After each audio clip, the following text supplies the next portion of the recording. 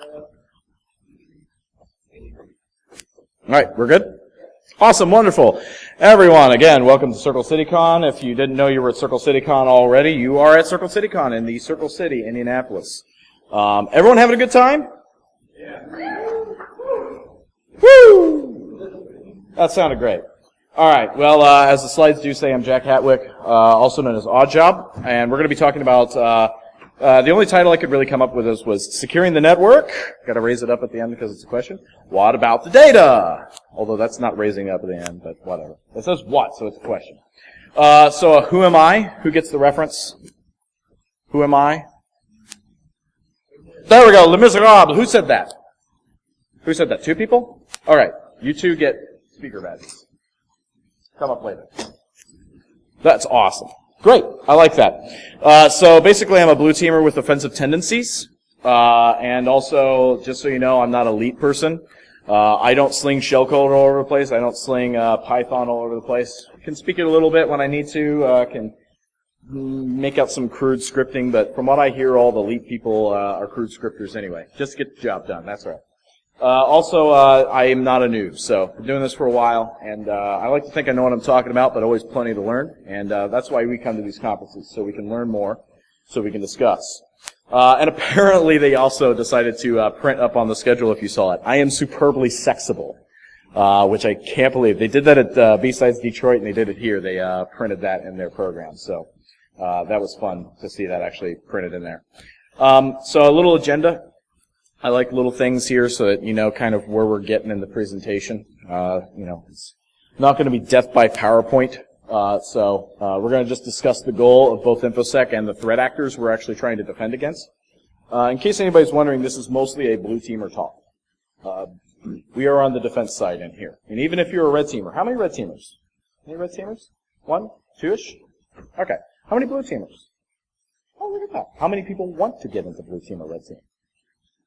Okay, also yes. I would also like to get into red team at some point. So you need to go towards purple, right? We're trying to get towards that. So we're going to discuss both the InfoSec and threat actors. We're going to discuss data. We're going to discuss non-technical considerations to securing that data, and we're going to suggest features to look for in technology to secure data. So this is not a purely technology talk. I do work for a VAR, but I'm not going to be mentioning brands here. We are going to talk about generic things and features, because I'm very vendor agnostic. I don't care what your firewall's name is. I care if it actually works. But however, speaking of firewalls, when's the last time you saw this headline? Has anyone seen this headline? Long time ago, right? Really long time ago. We don't see this headline much anymore. Once in a while, after everyone's made 100 articles about something, you might finally see this headline on some of the blogs some of us read. Not all of us, but some of us may read, because we're like, how did that happen? And that might be a contributing headline or byline. But that's not a headline we normally see. Now, how many people have seen something like this recently?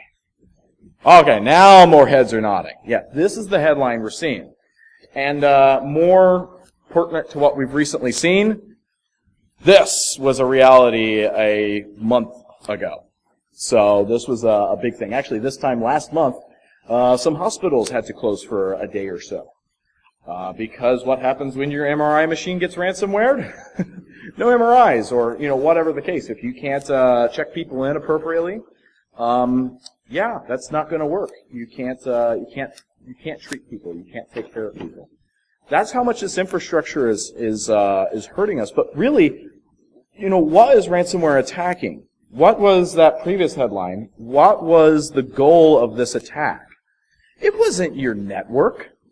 Your firewall didn't mean anything to it. That's just an obstacle. That's just a hurdle to jump over. The real goal of any attack is not the network. It's the data. And I'm talking about all those datas. So something we got to realize is data is worth something firewalls are not. Firewalls are a cost to an organization. When your accounting team looks at your firewalls, they see an amortization schedule. That's what they see. They don't see, oh, this is an asset of ours. No, they're saying this is maybe a CapEx that's now amortizing. That's what they're seeing that as. Some risk managers on the financial side or business side may start saying, okay, we've mitigated our risk somewhat by doing that. That may be the most the business ever cares about your firewall. That's not an asset, though. It is just a resource. But data is actually worth something. Data is actually something you have that you can use that has value. How do I know? Because people keep trying to get your data, don't they? They don't try to get your firewall necessarily. Now, we know resources can be worth something, right? And I think we're especially seeing more and more of this as we get into IoT. As we get into these little things that run Linux boxes on them. Every single one of your cameras you see in your building or out and about, those are Linux boxes with camera lenses on them. So don't underestimate the resources you have. If it's that's just a low-powered box, ARM processor, ARM processors are pretty powerful nowadays. If you look at your cell phone lately, those things are very powerful things. And even the things that just run in these little small embedded boxes, these little Raspberry Pis or anything that you could possibly put on a circuit board for cheap, those can be very powerful. They're not needing to run GUI. They're not needing to do massive data correlation. All they need to do is send packets somewhere.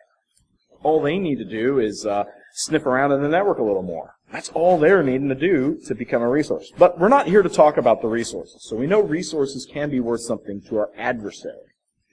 I'm talking about what is worth something to your adversary and to you. Data is an institutional asset. Got a nice slide there now talking about. There you go. Data is an institutional asset, not an IT asset. So we have to talk about this. The rest of the company does not deal with your firewall. When's the last time somebody called up and said, "Hey, I need to poke a hole in your firewall. This is accounting."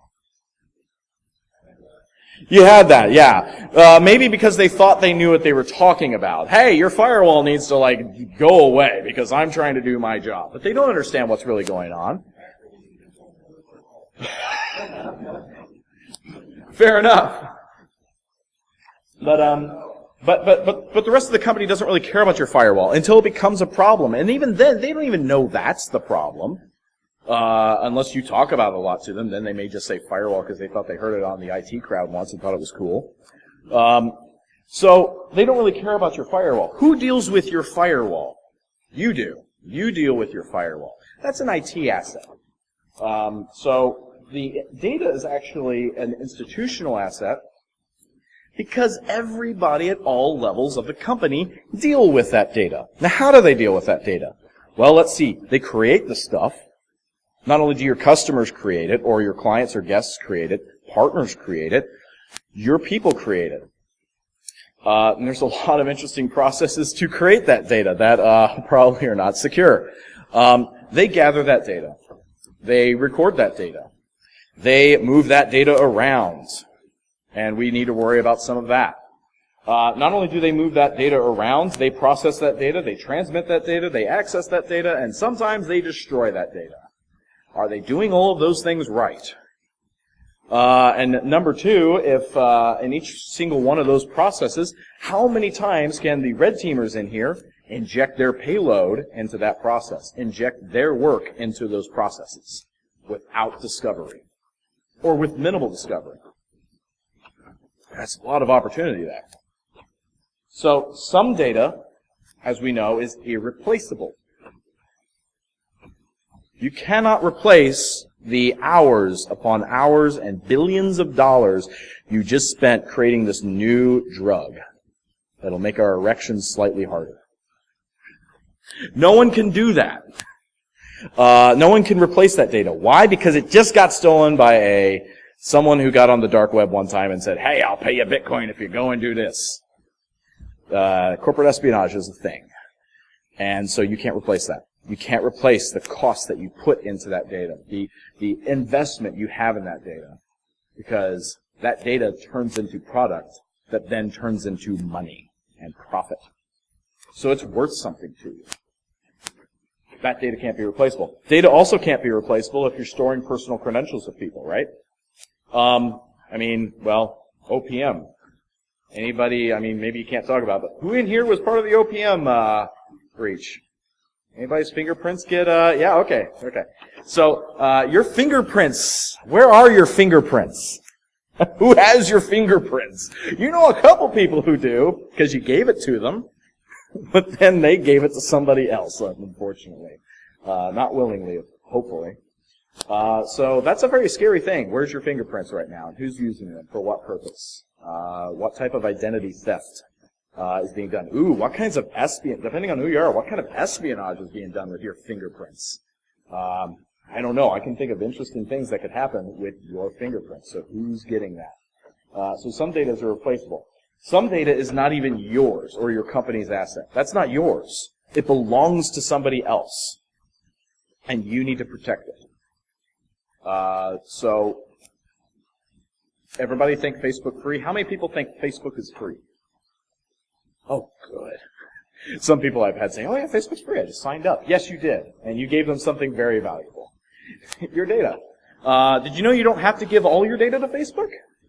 You didn't have to tell them where you live. You didn't have to tell them all this other information about yourself. You can just give them some bare minimums. What kind of data are you giving Facebook? That's not their data. It's your data. They're going to treat it as their data because they're making money off of it. But how secure are they keeping your data? How private are they keeping your data? And keeping that safe from other people? And how good are you keeping your data private on their platforms? Not only this, but orgs tend to only value the data after a breach. But also a second other thing, the data may not even be yours or about you. Corporate data could be about your employees. That's not the corporate's data. That's the employee's data. Not only this, but it could be about your partners. So when you go to do your risk assessments, don't only think about, oh, the threats to my data inside my area. Think about the data transfers that go out to partners. What's the threat to there? Can I measure that? Because I can't really get inside their network, but can I partner with them to say, hey, what's your security assessments looking like? How are you protecting our data we're giving you? Make sure those are in your contracts. Make sure those types of things are in there so you can both keep yourselves accountable. So we understand that this is IT, not an IT asset, it's an institutional asset. So the question is, where is the data? So all this data, we used to think exists here. And then it started going here. And then this came along. Well, this actually existed a long time ago. Resources made the endpoint cooler, and let's do everything on the endpoint now. And now the resources are so amazing on servers and infrastructures that, hey, now we can shove everything up to the cloud and not have to burden my resources. I'm just running my laptop on a Pentium because I mostly run this laptop. I'm using apps in the cloud. I'm doing other things with it. So I don't need a lot of horsepower on this laptop I'm running off of. And then, of course, we got these guys, your Android phones. Oh, yeah, there's a lot of data bits. And then we have these guys. We have your real Android phones. BYOD. So where is the data? He wants to know. The network is no longer the sole transit and storage place for data. Did you notice that? But then yet, we're still so concerned about the renewal of our IPSs and firewalls to try and protect our data. That doesn't really make sense to me. You have the laptops, you have all those things we just discovered, and those places cannot always, and what I find is usually cannot be effectively controlled by a firewall or an IPS. That's not what they're there to do. Even when the data is on-prem, these are hardly the best defense against attacks and breaches of data. You can control access to resources. Sure, that's what a firewall rule does. Stateful connection, keeping up with stateful connections. Great. Fantastic. Pardon me. But do you know what users traveling along that path? If they have access to that resource and data? Can you do that? Are you even concerned about that? Have you done the proper things on your servers? Have you done the proper things that... There's a lot of questions that get raised then that the firewall can't actually take care of themselves. Malware can get through firewalls to endpoints. Why? Because we have wide open holes known as HTTP and HTTPS. Sometimes FTP. Why? But those are allowed outbounds. Because why? Browser's going to browse.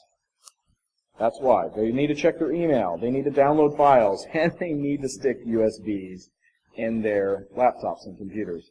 All of those, by the way, bypass IPS and firewalls, usually by policy, because that's just the nature of doing business. Doesn't sound like an IT thing. It sounds like a business thing we need to take care of. And again, where is the data is not an IT question. So since this is really a business thing, where your data is and is not, it's not an IT question. It's not something your firewall can answer. It's an institutional question. Where are we putting our data? Let me ask everyone in here. Do you know where your data is right now? Not your personal data, but when you go to work and go 9 to 5, do you know where that data is? No. Do you know where some of it is? Okay, kind of. What?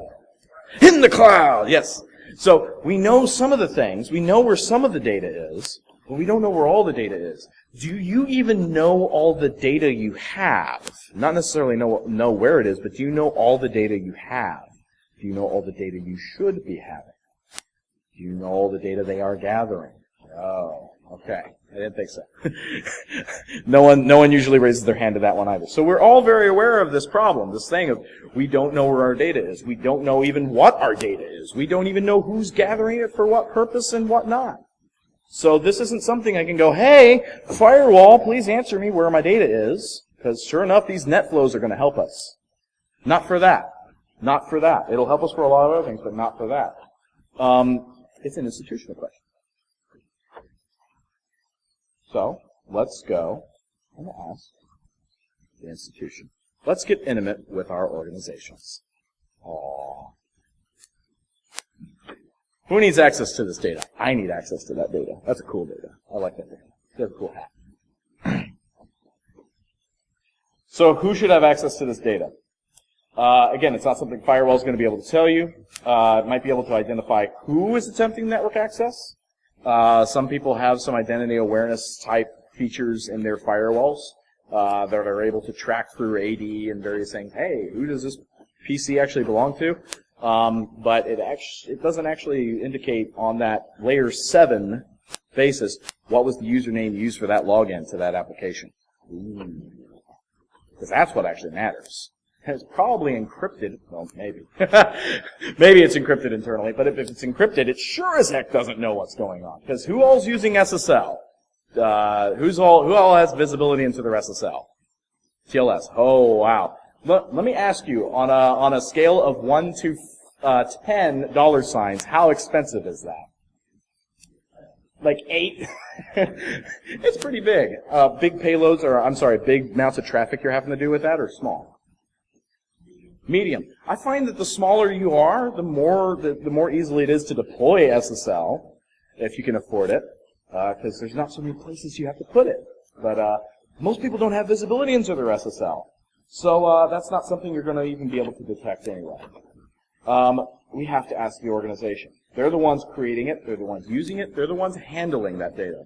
So let's go and talk to our friends over in operations. Once we talk to our friends over in operations and we say, hey, what all data are you actually doing? I saw this application online the other day. What does that application do? Why do you need it? Was there a reason why you guys chose that process? Is there a reason why you chose this? Can we come up with a better solution? We have to ask our org. Not only this, but from a technology standpoint, a lot of people are doing network DLP first. Who's doing network DLP at all? Any type of DLP? DLP. Is it network or endpoint based? Both? Oh, fantastic. But did you start off with network based? Probably. And that was the thought. Hey, let's do network first. But again, that SSL portion of it, getting actual access into that data stream, that's not going to exist on the network, the ability to do that, unless you do some type of decryption method. But at the endpoint where the data is actually packaged up neatly, where the application that's talking to is, we might be able to actually do something about that then. That might be a control we can use. But first, before we even talk about technologies, this, again, is not necessarily an IT answer for everything. This could simply be a change of business operations. First, before we start dealing with technology, let's simplify and consolidate the data that we have. Let's actually consolidate those handling methods. So if you have hundreds of different handling methods for gathering data, think about every single step of that way, from data creation or gathering to data deletion. If there's hundreds of methods for each of those steps, try to get that down by half is amazing.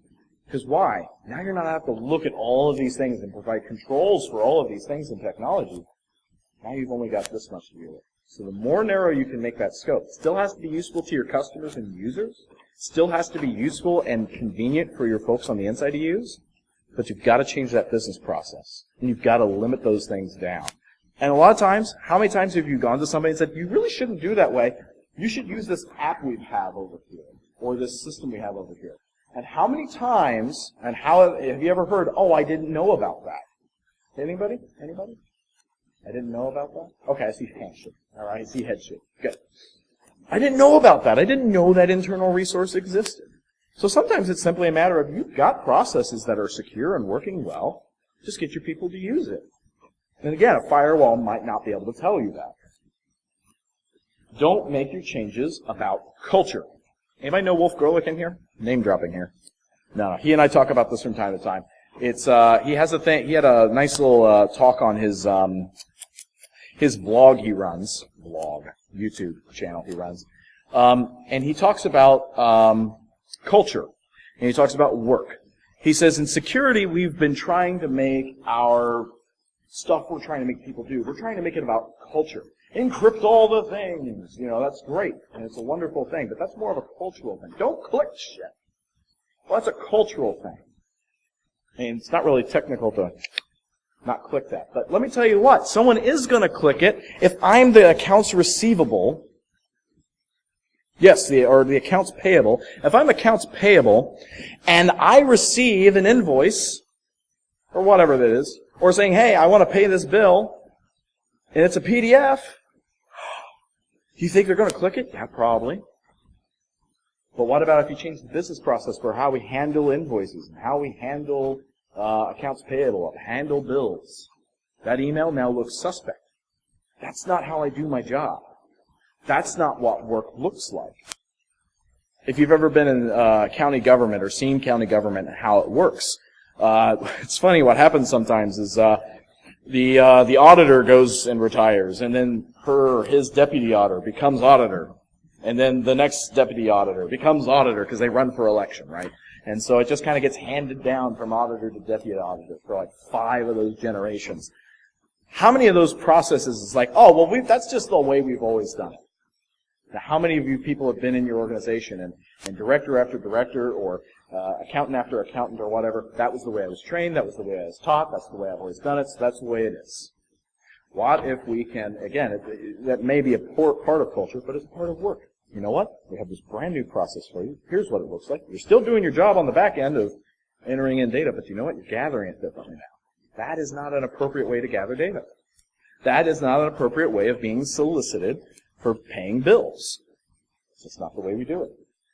And so you encourage better practices in work, because when work looks like work, it's going to get done, because it's a part of my work. When security looks like work, hey, that's going to get done. The same is also true for your threat actor. And again, because of that invoice that had ransomware or some other type of payload dropped, if it looks like work, the threat actor is going to look and say, hey, I can make my payload look like work. And it's going to get done. Every time. Pen testers know that. The phishers know that. Once operations are changed and agreed upon, now you can start looking at technologically supporting those operations. Now you can say, now I have something to manage, now I have something to audit, now I have something to assess and look at and make sure these practices are being followed. So that brings us to our next question. What's a control? There's a lot of people who would just say, oh, buy this firewall or buy this WAF or buy this IPS and that's your control. Right? You might say, oh, I'm buying this NAC, and that's my control. Really? I have 3 things that I generally consider, and I'm open to putting more up here. These are 3 pretty big pillars. If we're going to use a thought leadership concept there, pillars. Managed. Every control that you put in place, if you want to call it a control, needs to be able to be managed. You might ask this question, the tool may ask you this question, why don't you look at me? So, you should be able to determine if that's even deployed and up to date.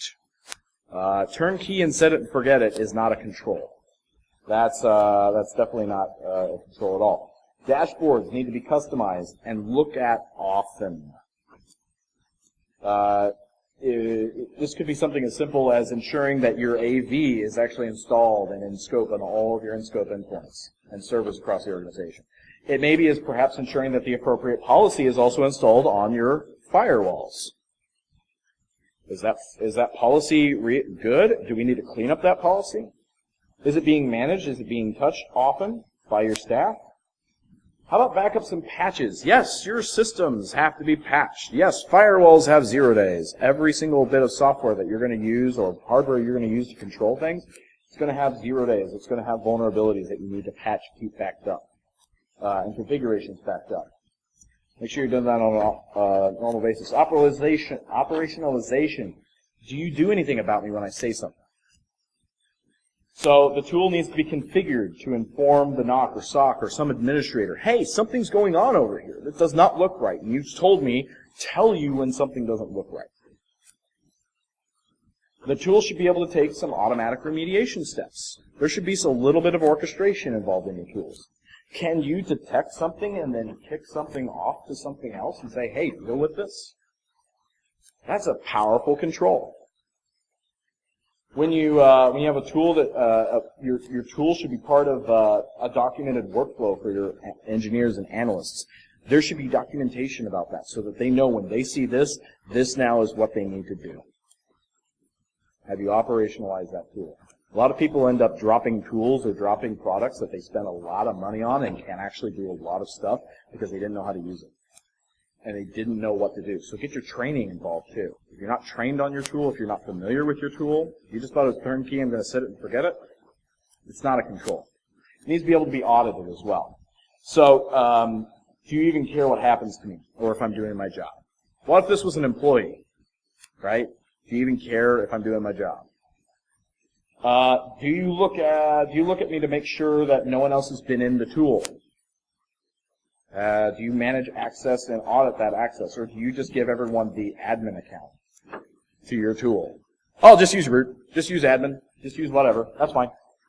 Now, how do we know who's been doing what in my changes? Have you tested the efficacy of your technology? Have you tested that actually that technology does exactly what we want it to? And you can only know some of that by doing some threat modeling. That's again where you got to talk to someone like Wolf or someone else. Who does threat modeling more often, but you need to take a look at your threat models. You need to take a look at the actual data assets you're worried about being taken. Figure out the methods that are going to be used to get to that data, and then come up with appropriate controls. But the thing is then, does that control actually fit this model? Does that control actually do the thing I think it's supposed to do? Have you tested it?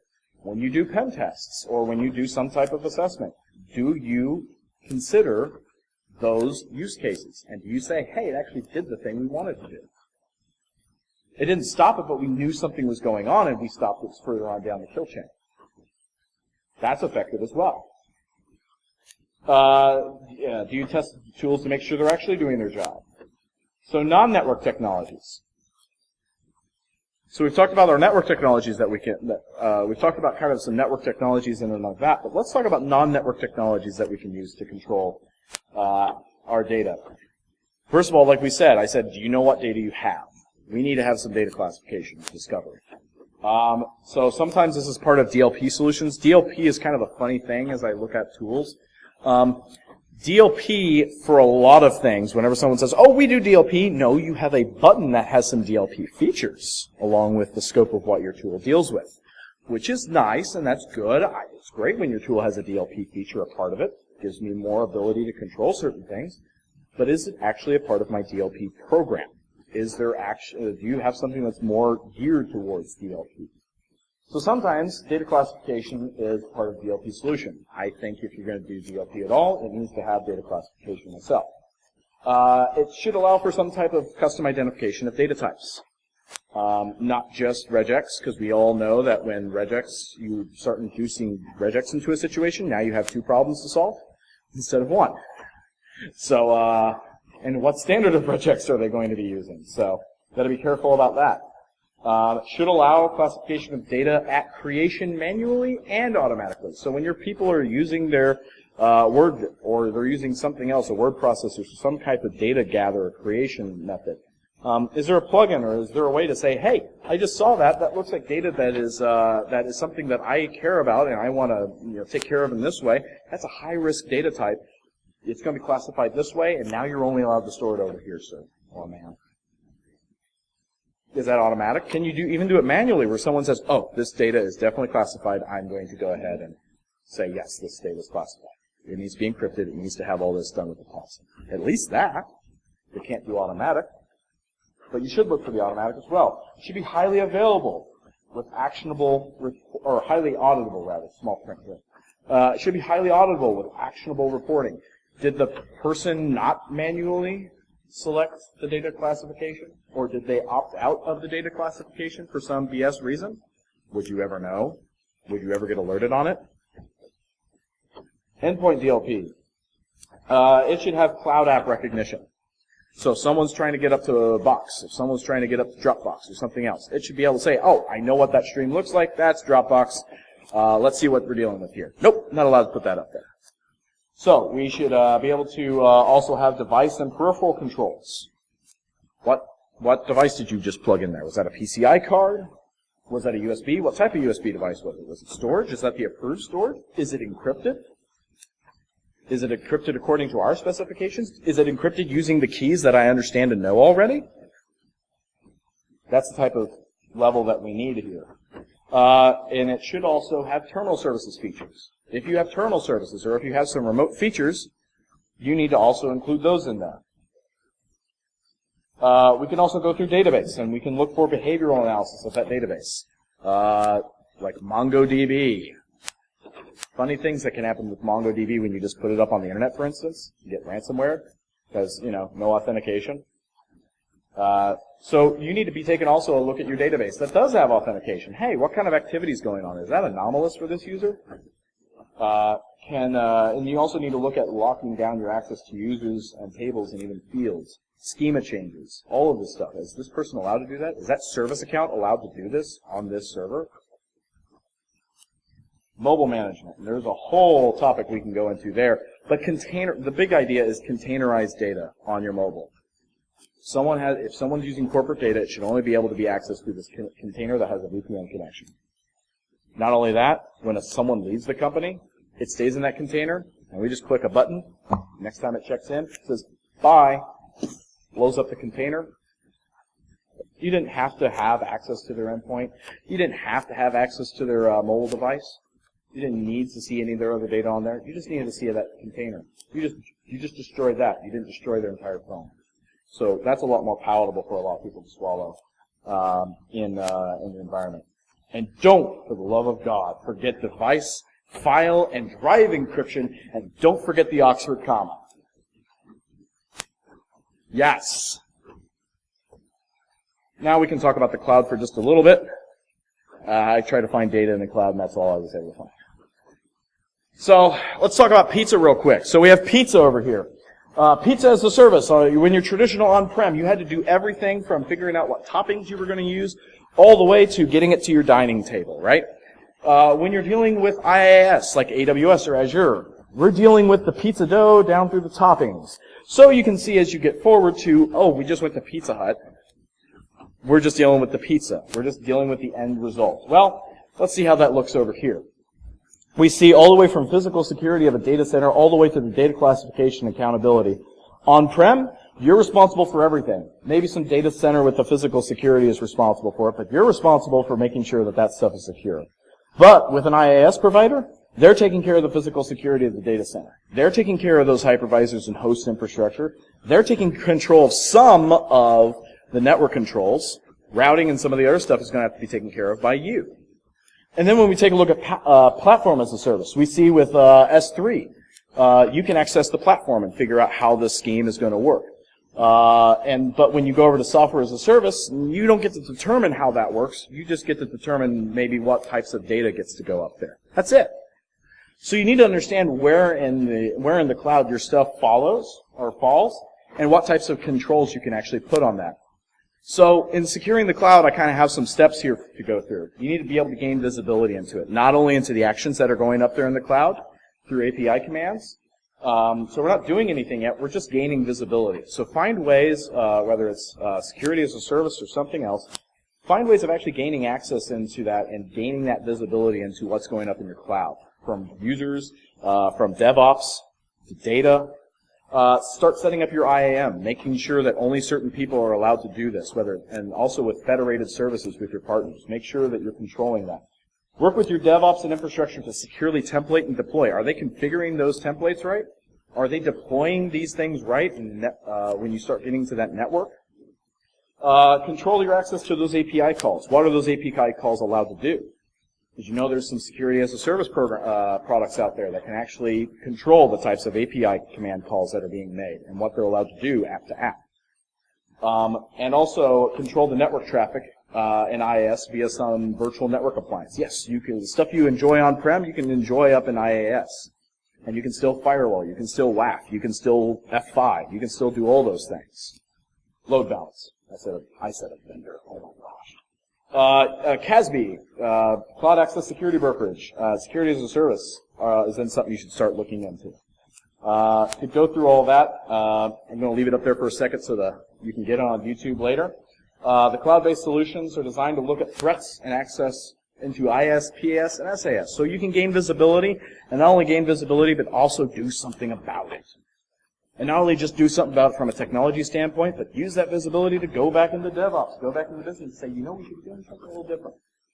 And you can advise them further on that. Because again, at the end of the day, it's about the data and the access to it. Again, still, it's not even about, oh, we had a firewall up there, oh, we put a load balancer up there. It is about, hey, what is going on with their data? Where are you putting it? Do you know what kind of traffic that puts out? Do you know the difference between a PaaS, an IaaS, and SaaS? Do you know the different type of security that we have to worry about now with that? And are you actually taking appropriate measures to control those things? So just to wrap up, data is an institutional asset, not an IT asset. Network technology is usually not in a position and doesn't have the features to secure the data. Access to the resources? Sure. Ports? Sure. Connectionless, or being connection-based? Yes. But not the actual data itself, not that layer 7 all the time. Unless, of course, you have SSL visibility. Maybe you can do some stuff. Since data is institutional, security has to be built into business operations first. Get intimate with your organization. Beyond your basic perimeter security, you have to start getting involved and must pay immediate attention to your data rather than your network security. I actually had somebody tell me once, I'm not going to do anything about my endpoints. I only care about my data center. I said, do you realize what your endpoints touch? The data center, the thing you're trying to protect. So you need to at least talk to the endpoint folks and say, hey, we need to be on the same page here. We need to develop the same type of security expectation. And many technologies actually do indeed exist to control these things. But it's very important to understand, again, one control does not control everything. One platform does not control everything. You have to come up with a mature situation here where you know your controls, you know your threats, you've modeled those, and now you're putting in place good controls for each of those. But it's based on where's my data. Because again, that firewall is not an asset the business cares about. The data was. So that's our wrap up. You still need to have network security. This talk wasn't saying, oh, get rid of your firewalls, get rid of your IPSs, just go back to routers with ACLs on them. I've seen that. You don't want to do that. No, I'm saying let's actually make sure we understand what our controls are doing and what the goal of those controls actually are. And also to explore security beyond the perimeter. Any questions? I think I only have like 2 minutes left. Okay. Any questions? Any comments? Any discoveries? Anything that you go, hey, that was not right, I've seen something entirely different. Or maybe you say, that's right, but I've seen this instead. Any questions? Comments? No? Okay. Well, hit me up on Twitter, 0ddj0bb, or you can also see me in the speaker lounge or walking around. I'll probably have a camp director hat on. I have a challenge for the con and everything. But thank you guys for your kind attention.